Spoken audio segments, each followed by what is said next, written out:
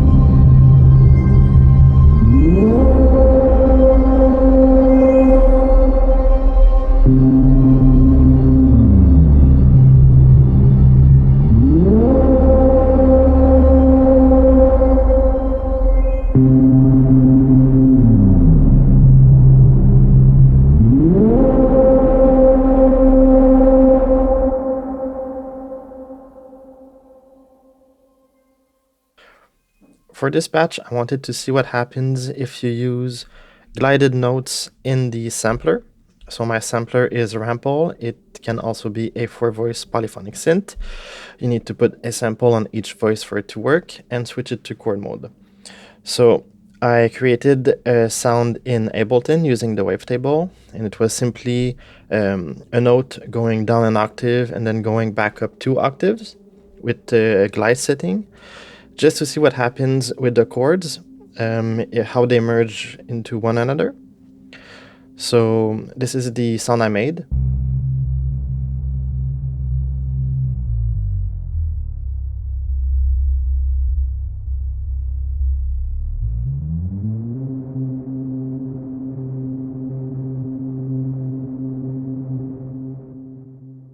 So I took this sound and put it on each voice in Rample and used a QNexus to start playing chords with it. QNexus sends MIDI signal to that module and controls the chords. So I didn't like it because it felt like it was too simple. The sounds would start, go down, go up, and stop. And I did not know how to evolve from there because it really sounded like there's a beginning, there's an end, and if you start switching chords, it's just the same thing over and over again, just going down, going back up. So I didn't like that idea, so I switched Rample to a looping mode. So instead of pressing the keys and when I pick them off, the sound stop, if you press once, the note will loop itself infinitely. So I started doing this and pressing random keys, well, not random, but doing chords in different orders at the same time. And I found this more interesting because there was some sort of more forward movement and the notes are popping in and out, going down and up, not at the same time. And using the scan and pan for each of the 4 voices of Rample allows me to pan the voices at different places in space. So the sounds pop in and out in the stereo field, and it started to become interesting. So here's my setup for this video.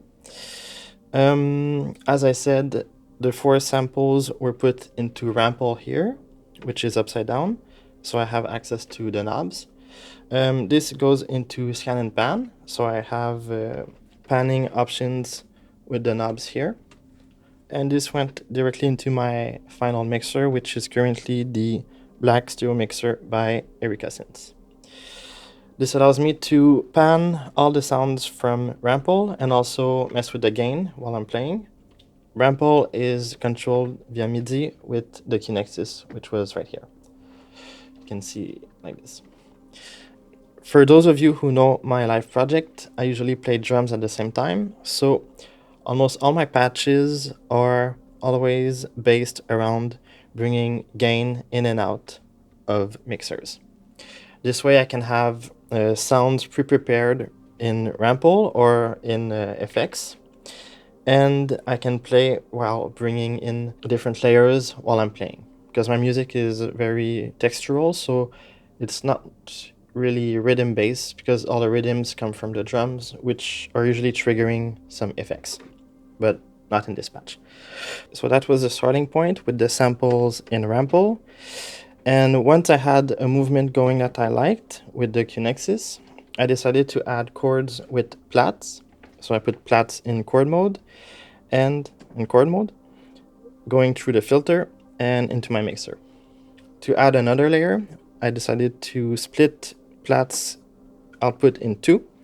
So one goes to the mixer, the other one went to microcell granular processor with the pitch at 1 octave higher. And this was going into Bizarre Jezebel Mimosa Overdrive. And this was going to the mixer. So now I had the 4 voices from Rample going to ScanPan in one layer. I had the plats with a lot of distortion in another layer, and plats into just directly in the mixer, another layer. So I have 2 layers of plats, different octaves, and the voices. Since I have more outputs, I decided to split scan and pan output of one of the voices in 2. So this went again in my mult, back to here to keep what I had done, and the other split goes to Data Bender, which I put at an octave higher also. And with some distortion that's being changed by Zadar also. So randomly it is sending to the gate and changing this so that there is some sort of movement also in that overdrive. So that was my patch, and then I brought in the layers gradually and kept them out, which is usually what I do. And this then went into my reverb, which is the auto BAM, and that was that for that patch. As I said, almost all I do is simply bringing different layers in and out, which is how I build my music and how I build my live show. So it's easier to play while playing drums. If I had access to my drums more often, I would do more videos combining both, but it's more difficult for me to bring my synths to the studio space to do that than to simply use my synths at home. So that's why I make more synths videos than drum videos currently. If you have any questions, leave a comment below or send me a private message. And you can follow me on YouTube, Instagram, Patreon, all the platforms if you'd like. So that's it, and I'll see you soon. Thank you.